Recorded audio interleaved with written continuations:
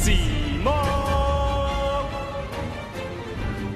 Ladies and gentlemen, welcome to round 2 of the Crush Card Cup. I am Aleximo, joined by Mr. Mono Bluetron, Joseph Rothschild himself. This is going to be an absolute bloodbath. We have Jason Leonard, Jeff Leonard's son, so you know that he's coming from good blood, playing against Pak Pamounsut, the champion of the Pro Play Tour Invitational not too long ago, playing an Eldlich Mirror Match. This is going to be crazy. I want to start this video by thanking our sponsors, Ultimate Guard, Project CCG, and We Play Games. Be sure to check out the links in the description for all of your Yu-Gi-Oh card and accessory needs. But, Joseph, how do you feel about this? Oh, man. Oh, man. I just got up, and you're going to put me back to sleep with an Eldlich Mirror? Well, I'm kidding, of course. Eldlich is crazy fun. You wouldn't think this is Eldlich, given the fact that Pak started things off with a magical meltdown, but there is actually what is it called? Invoked Eldlich variant. I don't know why that was so difficult for me to say. That does exist, because just so happens that Golden Lord and all of the trap monsters are all lights, so it's premium fodder for Mechaba. So it actually gives you some even more resilience as a whole. Yeah, there's a, oh my god, with Palladium Oracle mana. So that's clearly a Magician's Soul's target. We'll just sweep over that real quickly. Think about that synergy with Magician's Souls, by the way. You get to pitch 2 of your Eldlich traps, and then draw cards, and then trigger those in the end phase. Oh my god, Pak might be on another level here when it comes to Eldlich. So for what it's worth, Eldlich has a couple of pretty powerful variants. Pure obviously has seen the most results, but probably just because other options haven't yet been explored. Invoked is excellent because, as you said, it's a way to get Eldland into the graveyard without having to destroy your own cards turn 1. And more importantly, everything in the deck is light and you don't use your normal summon. And the other variant that I'm pretty excited and have seen floating around is Maya Kashi. It looks like, unfortunately, we are not going to see that. Instead, it's time for the Invoked Mirror. This is interesting. I did not know that both of these players were on the Invoked Eldlich variant. I knew that one of them was, but ooh, this is going to be very interesting because I think a lot of people at this point are starting to learn Eldlich, right? They're starting to understand how the cards work, but like taking it to the next level with stuff like Alistair the Invoker, just as an example. There's the first Eldlich card of the game. You wouldn't have known this is an Eldlich Mirror otherwise. This is going to be big. So Cosmic Cyclone, though, in response to the Eldland, that's already a big start there from Pak, just being able to shut that down. And Mechaba hasn't been used yet. For what it's worth, I love main decking Cosmic Cyclone this format. Against Eldlich, it's just absolutely killer. As you saw, Cursed Eldland is about the most horrifying card that can ever resolve. A Cleafort Scout that pluses when it goes to the graveyard. It doesn't get much better than that. I do want to talk real quick about Jeff Leonard's son. Obviously, we meme about Jeff a lot, and it's because he is, despite his age and choice in deck, a very good player. But his son's also quite good. He's been entering online tournaments and kind of doing quite well. I believe he won the Thursday free tournament for Pro Play Games this past week with Eldlich. So excited to see that he is repping such a powerful deck at such a high level of play. And so now Elixir of Black Awakening going to summon out that Golden Lord, and we're just going to set 3 and pass here. Interesting that we saw so many sets from Jason specifically here, but Pak was holding off. Does he just not have any of the Elixir or Eldlich spells and traps to be able to work with? Because he had the Magician Souls. To be fair, he did draw the mana, so that didn't help him either. But this will be interesting to see how he navigates this. Mechaba is going to have to find a way to deal with hitting over Golden Lord, which isn't too difficult because Alistair can boost it up by 1,000. We can go into double Mechaba here, which looks pretty good. It looks like something. I will say I do like that Pak's deck specifically doesn't necessarily have to commit to back row until it needs to, you know? Until the game is at parity, there's no reason to open yourself up to spell and trap card destruction. You are more than confident just playing the Invoked game until you are forced by your opponent to commit to your powerful negation plays. But oh my gosh, a Called by the Grave on Alistair, it doesn't get much better than that. Yeah, that's pretty good, because now we're not going to see this invocation resolve, most likely, unless there is another means that it would be able to, but I don't think it will, and we're going to see that invocation fizzle. I agree with you, though. I think it's interesting to see that this deck, I mean, we've only seen 2 Eldlich cards this entire game, or 3, rather. but still having to see that they don't rely on the Eldlich cards necessarily as much, but are still able to put up a significant amount of both offense and defense in the form of Mechaba, because we know the Invoked cards are good, right? So, I mean, there should be no reason to, if they synergize well with the deck, I mean, why not see if they work too well? For what it's worth, I will say, as people start to see more and more Eldlich, you might see some novel interactions in terms of sideboarding. I would not be surprised to see Prohibition calling the Golden Lord in the near future, and Invoked is a fantastic mechanism by which to invalidate those types of sideboarding strategies. And so here we see Mechaba being protected by the Salamangreat Almirage here. And the Conquistador is going to go ahead and summon itself. So we're going to see the Meltdown be the target of choice to destroy by Jason here. And now we're going to see DD Crow on the Elixir of Black Awakening before that even gets the chance to resolve. These players are just so well-versed, just denying their opponent from having any chance of just assembling any amount of resources. We've only seen a few cards played from each player a turn, but just look at the boards and how simplified they are relative to what you might see in any crazy combo decks. For what it's worth, I still would have to give the edge, probably, to Monsieur Leonard. I feel like having Eldland on board is just incomparable in terms of the ability to generate card advantage, and as long as that set spell is anything with Golden Land in its name, there is a pretty significant chance that over the next couple of turns he's going to start snowballing card advantage to the point where Pak can't keep up. And so here we go. We're going to see another Alistair hit the board. That's going to get met with Mechaba's negation effect here that will banish the Alistair as well. So again, just one for one, slowly chipping away at one another's resources. But the thing is, when it comes to Eldlich, if those Eldlich cards start hitting the graveyard, they're going to be able to start generating so much advantage. And that's where you're going to start to see one player snowball and start to take control of this game. Looks like we're going to go for a Link 2 play here. Possibly, I'm not sure what these decks are on. Akashic Magician. Whoa, that is interesting. A throwback. Right, okay, yeah, that's a... If you so insist. The important part here is that you can activate the Lord effect in Graveyard. It'll be 3,500, and we'll be able to walk over a Mechaba, even if the last card in hand is another A-lister, which I think is pretty unlikely. And I love the interaction here. You get to see Golden Lord get to summon itself back out to the field by using the magical Meltdown. So that way it goes back to your hand, then you get to summon it, and now it's 3,500 attack. That is and Pax figured it out. His A-lister was never going to be able to activate. There was no reason to Mechaba it. It was undercalled by the grave. Oh, man. So now here we go. We're going to see Golden Lord hit over the Mechaba, and now Akashic's going to go ahead and hit him for 17, but Elixir of Scarlet Sanguine is going to bring Golden Lord back to defend him. Ooh. So now both players with a Golden Lord on the field, but one is bigger than the other. So it's, Pak with not many resources here. Scarlet can get him another resource. So, I mean, again, they're going to start to get these resources slowly, but it's going to be rough. Whoa, do you remember when Akashic's effect was ever activated? He says, thinking about what to activate or call on Akashic, and I'm like, I don't actually think you can do that, but I haven't read the card in a year. Right, I think I've seen that effect activated like once on a live stream, and that was it. Remember when Akashic Security Dragon Grinder Golem was going to be the new hotness? Thank God we never had to suffer through that. I agree. I 100% agree. So during end phase, Conquistador banished itself to get a copy of Scarlet, and now we're going to go with play Pak to Pak, and Pak ripping the Meltdown off the top. So this is pretty big here. Now we're going to get to see Alistair, and then Alistair can grab a copy of Invocation. It's funny that all of Pak's Alistairs have resolved, but like none of Jason's have.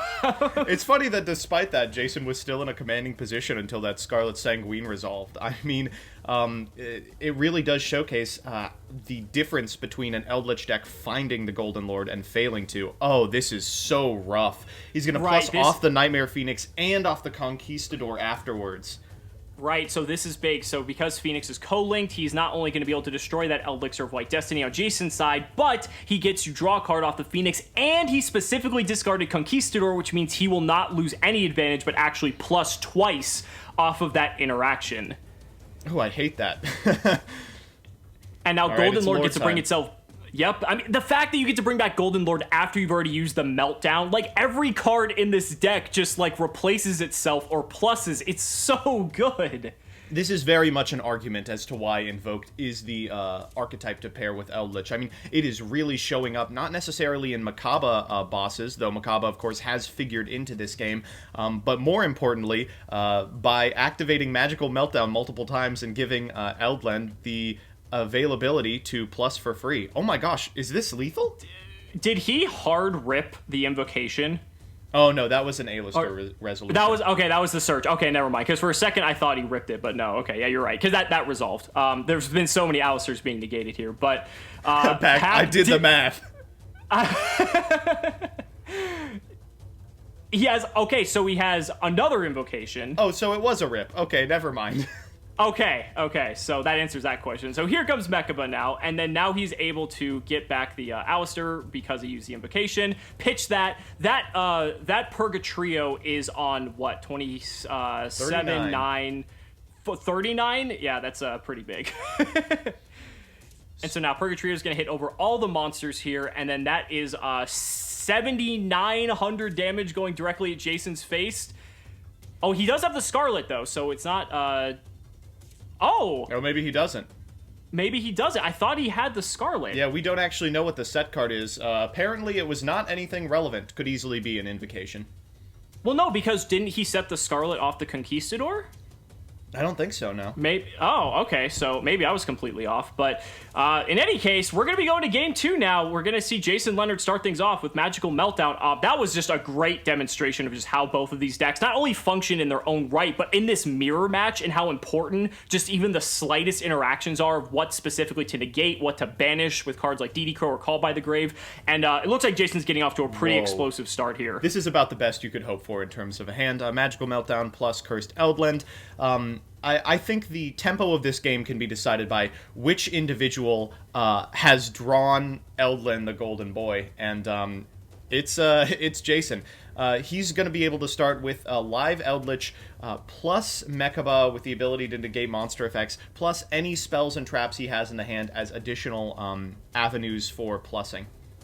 And it's crazy, right? After you search your Golden Lord, you can then invocation it away and then bring it back afterwards, even though you already have... Like, you talk about decks that do unfair things. This seems unfair to me. Even though it's not, like, that threatening, this deck is just so resilient. That is probably one of the best openings you could ask for if you are an Eldlich player. Yeah, I mean, it's not like Adamantipator where you're summoning 55 monsters a turn, but it's almost more powerful just because of how robust the strategy is. So we saw a Scarlet being set from the banishing of Conquistador during Jason Leonard's end phase. We're going to see a Golden Lord activation to deal with this Mechaba. So this could potentially be negated by Mechaba here. We're going to see Golden Land Forever, the counter trap, being able to just essentially negate anything. We're going to negate Golden Lord. And then we're going to Elixir of Scarlet Sanguine it back to the field, so that way all of our other trap cards will remain active. Wow, that's pretty powerful. Keeping the Mechaba alive is extremely important, and boy, I sure hope it's able to negate this card. Ooh.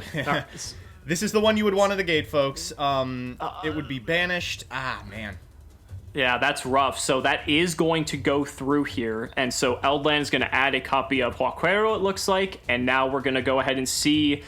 we're going to see Golden Lord to attempt to activate its effect. That's going to get negated and banished by Mechaba. Another very interesting interaction for this mirror match specifically is that it will banish the Golden Lord, making it so that you won't be able to get it back with cards like White Destiny or Scarlet Sanguine. Keeping the Golden Lord out of the graveyard is pretty critical to either of these decks' success. So I am excited to see where Pak is going from here. Oh my god, he's managing both his opponent's cards. Candidly, I think it's critical to any deck's success to keep Golden Lord out of the graveyard.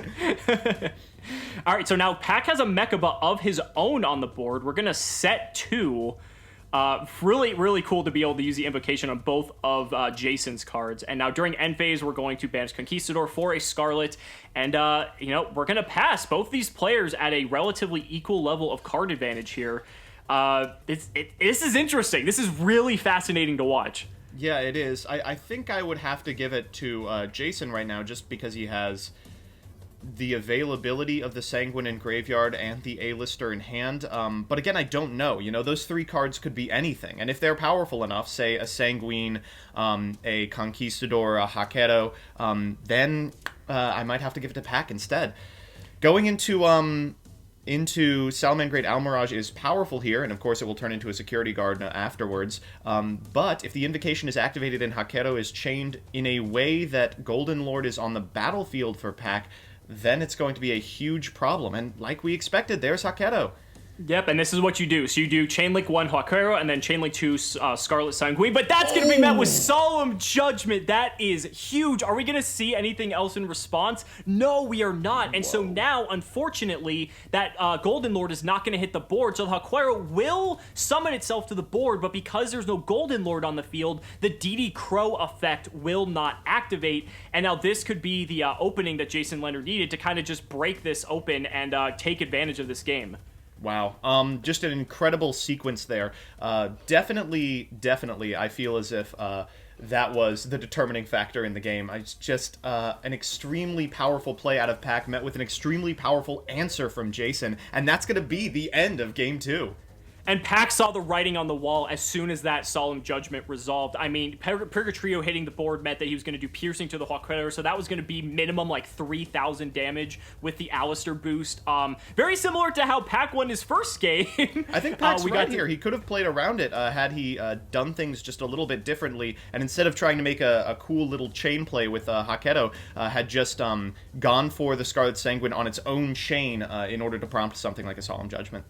Can I just say, though, this is why I think Pak has seen so much success recently as a player, is because he is so introspective with his plays and always looking for ways to improve himself. On his YouTube channel, he actually, not only does he stream, but he also does his own feature matches where he evaluates his performance and things he could have done differently, and I think that is just an absolutely invaluable tool for anyone looking to get better at the game. So I will have his videos, or excuse me, his channel down in the description if you guys want to check him out and give him some love as well. For what it's worth, one of the ways that people usually fail to understand how they are good or bad at Yu-Gi-Oh!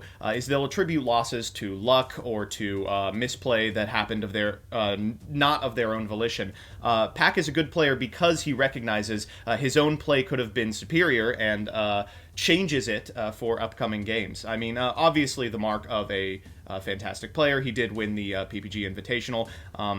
I'll stop talking about how great Pak is right now, but that was his first ever competitive event, and he won it. Incredible. Bear that in mind. So now we're just seeing very similar to what we saw in Game 2, as a matter of fact. Interesting, if you noticed, Pak made Jason go first. I love it. I think it's great. One of the things that can blow the lid off of these mirrors is great equalizers like Evenly Matched, like Lightning Storm, cards that will tribute the Makabas or the Eldliches or get them out of the graveyard. And you have more availability of those if you go second, have an additional card, and have the ability to board for them anyway. Potentially, you've also bricked several copies of cards in Jason's deck as well if he's aiming to go second. What fascinates me, though, about this so much is that Evenly Matched, typically a great card against these sort of back row control decks, you have Mechaba, which if you're playing a trap deck, so you're more than likely going to have a trap in hand to stop those types of cards. That is just incredible, seeing that level of synergy in a deck like this. And you'll have to, of course, chew through the Golden Land Forever we know that Jason has as well.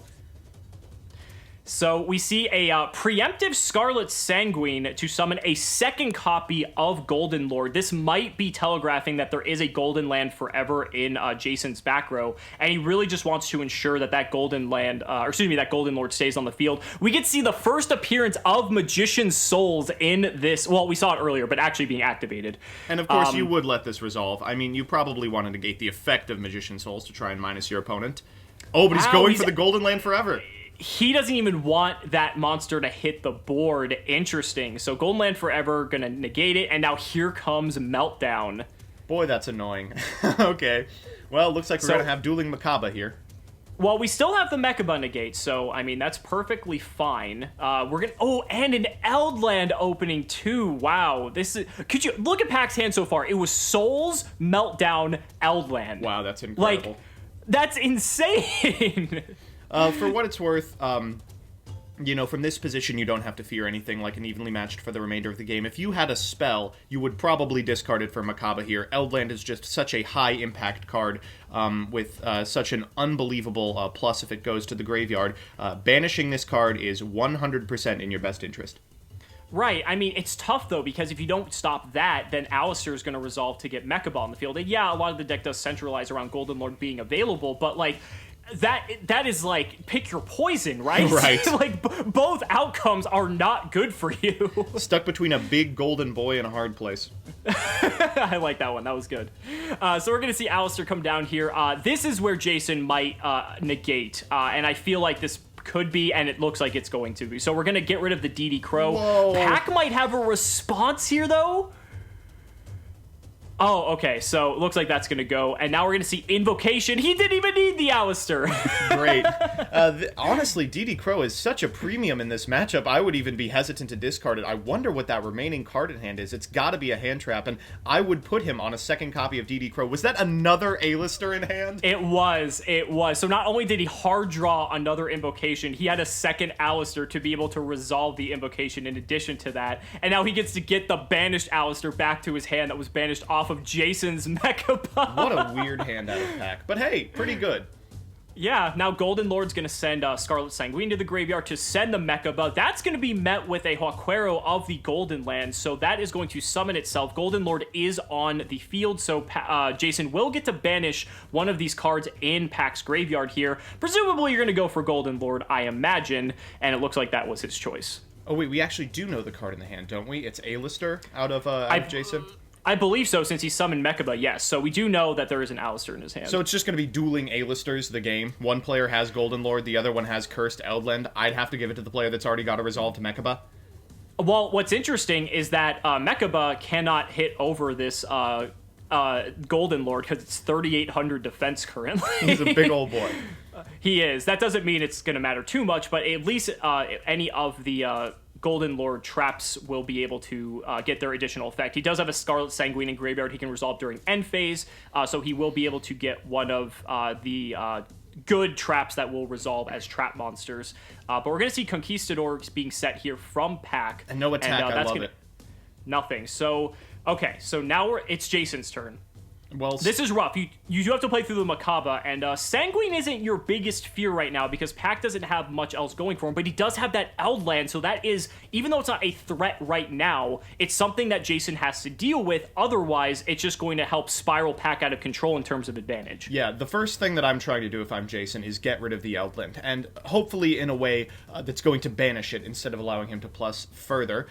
Magician's Souls is a sweet way to draw into interaction, but unfortunately we know what the card in the hand is. It's not a spell. And Jason's on Palladium Oracle mana too. Come on. Wow. This is crazy. It's like these two almost have identical decks here. So Jason will have one card because he gets to banish Scarlet Sanguine, so he will be able to set Conquistador, and I think he could possibly Souls that away, because is it from hand or field, or is it just from hand? Hand or field, so you can Souls away the Haquero and the Conquistador if you so desire. And checking real quick, the Ha on board does count for souls, right? It does. A really fantastic interaction.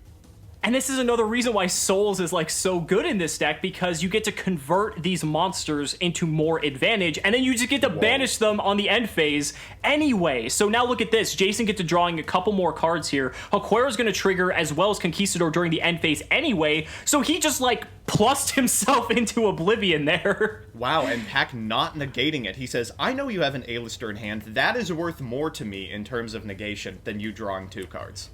And that's always so tough. That's like the argument against like Pot of Desires, right? It's like Pot of Desires is such prime bait for negation, but like if they have anything to follow it up, like you're gonna feel so bad that you didn't use that Ash Blossom, just as an example. But here comes Meltdown, so that means we're gonna have double A-lister in Jason's hand here. That's cool, but the choke point is Invocation. So let's see. Here comes Alistair. That's going to be met with the negation. Unsurprising. That was the fastest reaction. So we could walk the Eldlich into the Macabre and then use the Eldlich's effect, destroying Magical Meltdown, to bring it back to the field. That might be the play, because we will have a ton of sweet monsters in the graveyard. We also could go into a Nightmare Phoenix here, but putting Eldland in the graveyard instead of the Banished Zone is just so miserable. So it looks like we might be doing that, though. That would be able to clear up the Eldland, and then you get to bring back Golden Lord, and Golden Lord can just walk over Mechaba anyway, because then it'll be 35. Whoa! But going into Alistair, the Invoker of Madness instead, Did this individual draw Invocation and Meltdown in sequence off of Magician Souls? Are you kidding me? No way. Well, if he does, we're gonna see it first. So Golden Lord's gonna hit the field first from its own effects, sending Magical Meltdown. And there it is. He did draw into the Invocation off the Magician Souls. Incredible. What a hero. Let's see if he banishes his opponent's A-lister. Yeah! Of course he did. And He's returning the favor. He's returning the favor from game 2, of course. Alright, so there's a Mechaba of his own, and there will be an A-lister in hand. Wow, this is sweet. Can Mechaba negate spell effects? I believe it can't. No, I think it's just activations, yes. So unfortunately, Eldland is still going to be on the field. However, during main phase 2, we could just see him potentially... Oh, wait, are we just going to game him? Oh my gosh, do we have it? Do we have a fire? Graveyard for sure, right? No, has anyone gone into Salamangreat Almirage? No, we haven't yet. Uh-oh. Okay, but is this enough if he just makes a Purgatrio? Well, Scarlet Sanguine's still on the field too. We do have to remember that. So that's going to be able to get a Eldritch no, that set card is Conquistador. No, this is a. Is it a Conquistador? Because I thought that was banished. Oh, it is a Conquistador. Okay. I mean, I can just hover over it. Yeah, it is a Conquistador. You're right. Excuse me. So Conquistador could still. I mean, it can stop an OTK. That's right. I think that's what you're kind of going for at this point. And we're seeing that Jason's not committing any more to the board as a result of that. So Eldlich on 3,500 just trouncing over the Mechaba. And we're going to see an extra 25 plus 18, so 4,300 in addition to that 1,000. So 5,300 damage coming in here from Pak. But we're going to see Conquistador actually block here. This is rough. It's got 1,800 defense, so A-lister Invoker is not able to get over it. And if he were to destroy Conquistador, we could go into Scarlet Sanguine at end step. We'd have access to Eldland without even having to activate Cursed Eldland. I mean, woof. Despite the fact that Jason just had an absolutely unreal turn, and at the end phase he's going to be able to set 2 Eldlixirs, I honestly don't think Pak's out of it. Yeah, it's like, it's going to be rough, though. I mean, there is going to be a lot that needs to go in Pak's favor for this to go well, but it seems like there is still a window of opportunity for Pak to turn this around. I still think it's hilarious that Conquistador's defense matches perfectly with Alistair's attack. Yeah, people forget, but the trap monsters have huge defense stats, and more importantly, they're level 5, so you can overlay them for Zen Mayo. Keep that in mind, everybody. Yeah, that's the meta, right? Okay, so a normal summon of Ash Blossom here. Weird. Okay. We're going to see Jason think a moment here. They don't play Synchro 8s, do they? I mean, what 8 would you even go into here? I guess we're going to find out. Halkafibrex. All right, okay, just Phoenix. All right, so Phoenix ditching Golden Lord, which is fine. I mean, Golden Lord can get brought back because you have Meltdown. I think this is actually the end of the game. If we just go for Scarlet Sanguine in response here, go to an Eldland, and then as soon as Pak goes to activate the effect of the Golden Lord in the graveyard, negate it, I can't imagine winning from this position. Right, I feel like Mechaba could just easily negate this Golden Lord, and then now, I mean, Eldland will still get to trigger here. Is that enough?